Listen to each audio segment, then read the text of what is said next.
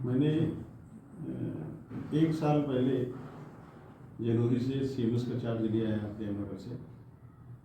तब से लेकर मैंने अस्पताल की बेहतरी के लिए काफ़ी प्रयास किया। दूर दूर से जनता आती है यहाँ पर, और मैंने यही प्रयास किया कि यहाँ पे ना तो किसी प्रकार की दवाइयों की कमी रहे। दवाइयों के लिए हम अपने निदेशालय पे निर्भर करते हैं। ओटी हमारे यहाँ कुछ 2 कक्ष कम थे, 2 ही थे, तो मैंने 2 ओटी निर्माण के लिए डीएम साहब की कार्यकारिणी में मैंने प्रस्ताव रखा और डीएम साहब ने उसको स्वीकृत किया। तो इस समय हमारे पास 4 ओटी कक्ष हो गए हैं। उनमें हमारी OT table, anaesthesia, work station, ये सब टीजी ऑफिस से हमने इंडेंट भेजा, मिल भी रही है। इंडेंट करने के बाद कुछ समय तो लगता ही है, तो 1 साल करीब उसको लग गया।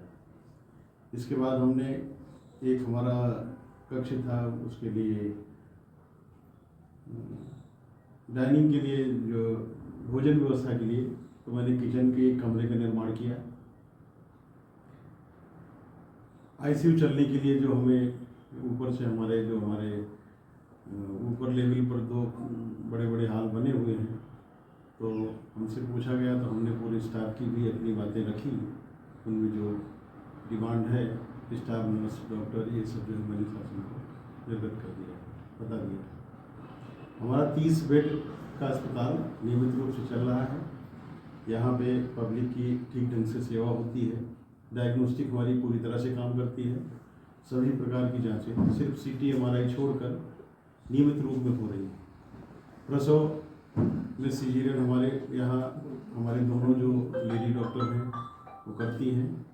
थोड़ा स्टाफ की डिफिशियंसी बढ़ती है, उसके लिए हमने सीएमओ साहब और डीजी साहब को बता रखा है, वो भी पूरी हो जाएगी। क्योंकि स्टाफ की कमी से हमें जो है अपने विशेषज्ञों को इवनिंग और नाइट में लगाना पड़ता है, जिससे उन्हें जो है दिक्कत पड़ती है।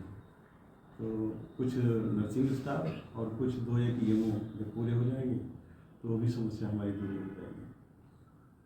तो जनता का हमें काफ़ी सहयोग मिलता है और यहाँ पे हमें किसी प्रकार की दिक्कत नहीं है।